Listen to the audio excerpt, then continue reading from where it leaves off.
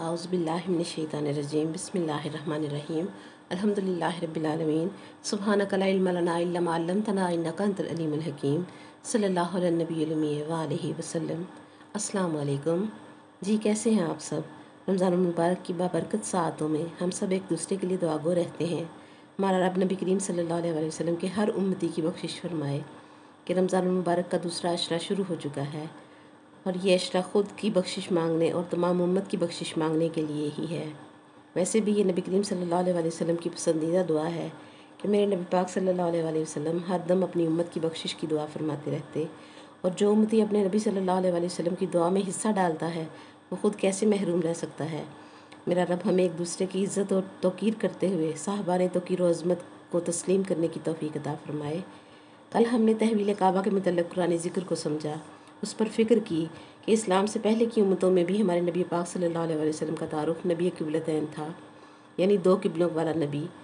25वां रोज़ा था, पीर का दिन था, ज़ोहर की नमाज के वक़्त हिजरत के 1.5 साल बाद ये वाक़या पेश आया और मालूम हो गया कि काबतुल्लाह को क़िबला बनने के लिए निगाह मुस्तफ़ा करीम की एहतियाज है, तो बाकी मखलूक़ात हुसूल रहमत और अल्लाह करीम की रज़ा पाने के लिए निगाह मुस्तफ़ा करीम की मोहताज क्यों नहीं होंगी कि रब अपने हबीब सल्लल्लाहु अलैहि वसल्लम की रज़ा चाहता है और सारी कायनात अल्लाह को राज़ी करना चाहती है।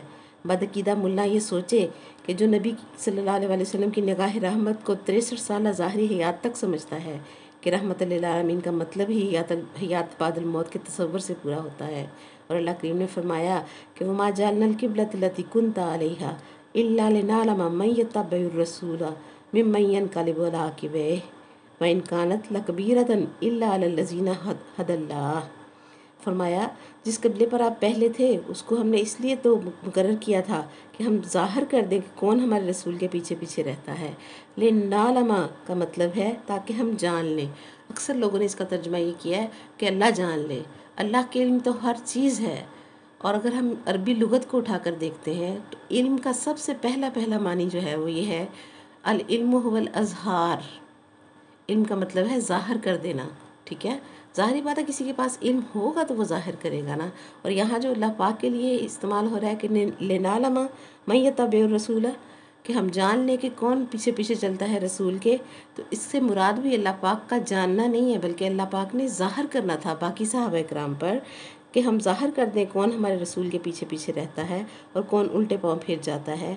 और ये तहवील काबा की बात बहुत बड़ी भी है, मगर उनके लिए बड़ी नहीं है जिनको अल्लाह ने हदायत दी हुई है। सुभान अल्लाह, मेरे मौला अली पाक की शान में ये आयत है। और फिर रब फरमाता है कि वो इसको अपने ऊपर गिरा नहीं समझते कि काबा बदल गया है। वो नबी पाक सल्लल्लाहु अलैहि वसल्लम के पीछे पीछे जो है वो नमाज़ पढ़ते रहते हैं। फिर फरमाया, मा कान अल्लाहु लियुदिय्या ईमानकुम इन्नल्लाहा बिन्नासि रऊफ़ुर रहीम।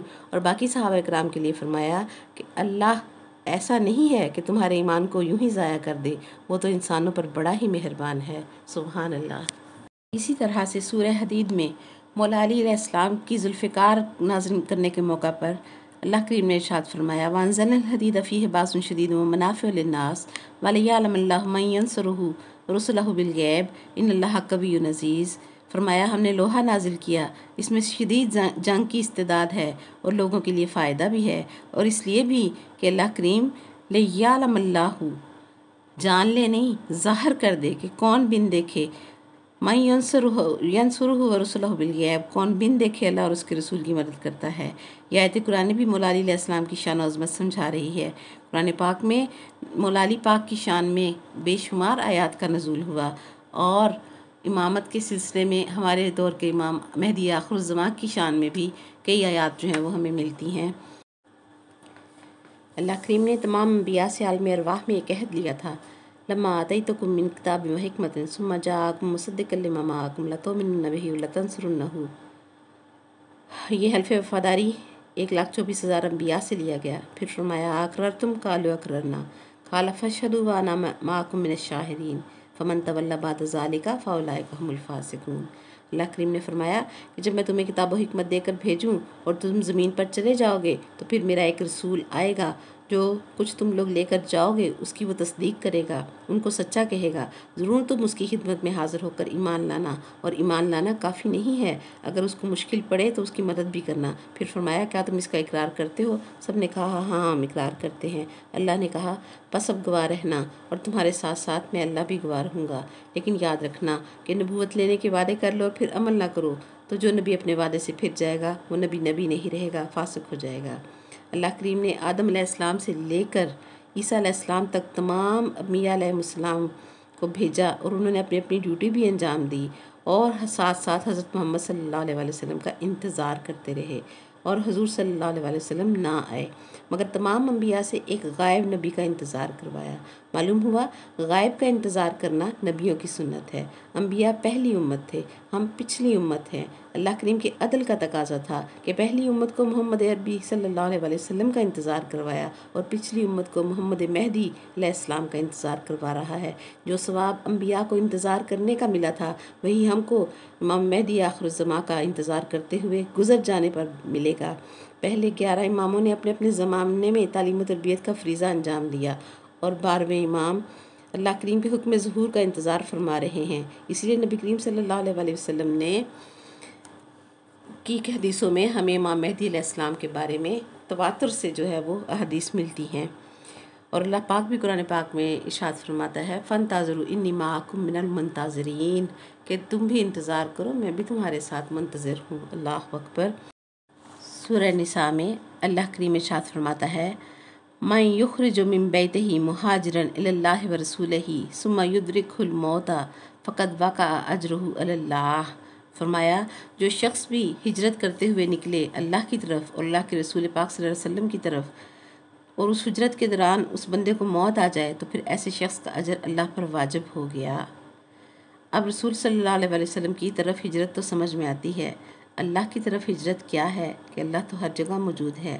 اللہ کی طرف ہجرت کے بارے میں سوال کیا گیا تو مولا علی علیہ السلام نے فرمایا من ہاجرانا فقد ہاجر اللہ ومن ہاجر الینا فقد ہاجر الی اللہ، جس نے ہم اہل بیت کو چھوڑا اس نے اللہ کو چھوڑ دیا، اور جس نے ہم اہل بیت کی طرف چلتے ہوئے ہجرت کی یعنی قدم بڑھایا تو اس نے اللہ کی طرف ہجرت کی۔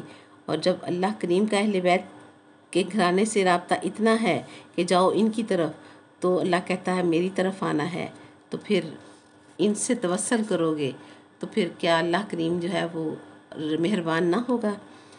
آل عمران میں فرمایا وَلَئِن قُتِلْتُمْ وَمُتْتُمْ فِي سَبِيلِ اللَّهِ، اگر تمہیں اللہ کی سبیل میں قتل کر دیا جائے یا تمہیں ویسے ہی موت آ جائے، قتل ہو جاؤ تب بھی اور مر جاؤ تب بھی، شرط کیا ہے؟ فی سبیل اللہ، اللہ کی سبیل میں۔ اور نبی کریم صلی اللہ علیہ وسلم نے اللہ کی سبیل قرآن میں مولا علی علیہ السلام کا لقب جو ہے وہ فرمایا ہے۔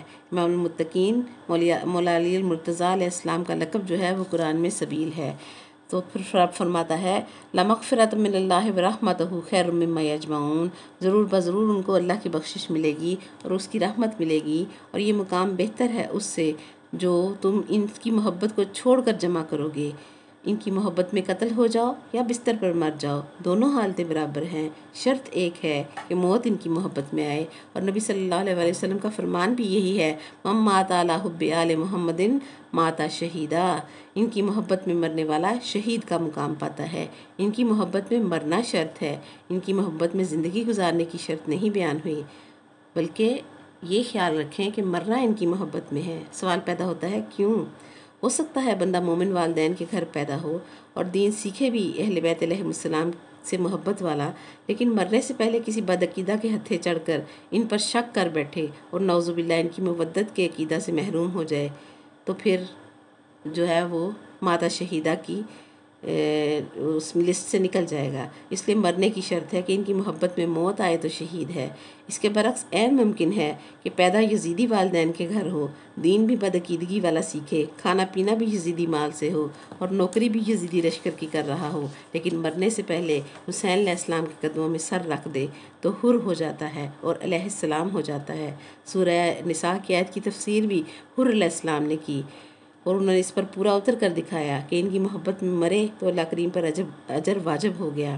آج بھی ان کی قبر پر علیہ السلام لکھا ہوا ہے۔ یاد رکھیں اللہ کریم پر کسی بھی عمل کا اجر دینا واجب نہیں ہے۔ اور نبی صلی اللہ علیہ وسلم نے بھی فرمایا تھا کہ میری امت کے 73 فرقے ہوں گے اور 72 ان میں سے جہنمی ہوں گے۔ رسول صلی اللہ علیہ وسلم نے نام نہ لیا بلکہ سمجھا دیا کہ اگر 72 فرقے جہنم میں جائیں گے تو اس فرقے کے نمازی، روزہ دار، حاجی سب کے سب جہنم میں جائیں گے، صرف گناہ گار ہی نہ جائیں گے۔ اور 73واں فرقے کے سارے جنت میں جائیں گے، صرف نیکوکار ہی جنت میں نہیں جائیں گے بلکہ ان کے سارے گناہ گار بھی جنت میں جائیں گے۔ کہ نماز تو وہ واجب ہے کہ کسی حال میں اس کو چھوڑنا واجب نہیں۔ یہاں تک حکم ہے کہ اگر ڈوبنے لگے تو مرنے سے پہلے نماز کی نیت کر لو، اگر نماز کا وقت ہے تو نیت کر لو، رب قبول کر لے گا۔ اس واجب کا اجر بھی اللہ پر واجب نہیں تو پھر کسی اور عمل کا اجر اللہ پر کیسے واجب ہو سکتا ہے؟ آئیں اللہ سے پوچھتے ہیں کہ آل محمد صلی اللہ علیہ وسلم سے اسے کتنی محبت ہے کہ اپنی نماز کا اجر اس پر واجب نہیں ہے، لیکن ان کو ماننے والے کا اجر اللہ کریم پر واجب کیوں ہو جاتا ہے؟ حور علیہ السلام کی شہادت نے فیصلہ دیا کہ نجات کی قیمت کیا ہے۔ وہ یزیدی مذہب پر رہتے ہوئے نمازیں بھی پڑھ رہا تھا، عبادتیں بھی کر رہا تھا، روزے بھی رکھتا تھا، جیسا کہ رسول صلی اللہ علیہ وسلم کے پیچھے منافقین بھی نمازیں پڑھتے تھے، جنگیں بھی لڑتے تھے، روزے، نماز، حج، زکوٰۃ سب کچھ کر کے بے مراد رہے۔ اسی طرح سے حور کی بھی ہر عبادت ضائع ہو گئی تھی۔ حسین علیہ السلام نے اپنی امامت میں اسے ایک نماز بھی پڑھنے کا موقع نہ دیا اور جنگ کے لیے بھیج دیا اور وہ شہید ہو گئے کربلا کے میدان میں۔ حسین علیہ السلام نے کربلا میں باجماعت نماز پڑھوائی، لیکن حور علیہ السلام کی شہادت کے بعد مولا حسین پاک کا یہ عمل سمجھاتا ہے کہ اگر وہ نماز تک رک جاتا تو بدعقیدہ کہتا کہ حور کو کربلا کے میدان میں حسین علیہ السلام کی امامت میں پڑھی ہوئی ایک نماز جنت میں لے گئی۔ امام حسین علیہ السلام نے واضح کر دیا کہ پچھلی ساری باطل ہو گئیں اور اپنے پیچھے میں نے ایک بھی نہیں پڑھنے دی، تاکہ زمانے کے جاہل سمجھ لیں کہ حور کو نماز جنت میں نہیں لے کر گئی بلکہ محبت حسین علیہ السلام جو ہے وہ جنت میں لے کر گئی ہے۔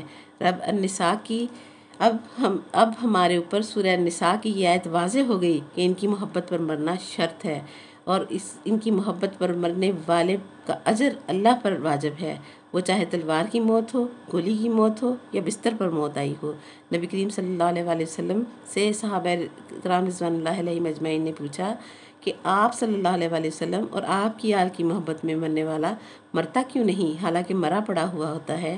اور آپ فرماتے ہیں کہ ہماری محبت میں مرنے والا مرتا نہیں، تو رسول صلی اللہ علیہ وسلم نے فرمایا ان اللہ خلق الحیات من ولایت علی ابن ابی طالب۔ سبحان اللہ، کہ اللہ پاک نے زندگی کو علی ابن ابی طالب کی ولایت سے خلق کیا ہے۔ آج کے میسر وقت میں اتنی ہی بات ہو سکتی تھی۔ وآخر دعوانا الحمدللہ رب العالمین، سبحانک اللہم وبحمدک ونشہد ان لا الہ الا انت نستغفرک ونتوب الیک۔ السلام علیکم ورحمۃ اللہ وبرکاتہ۔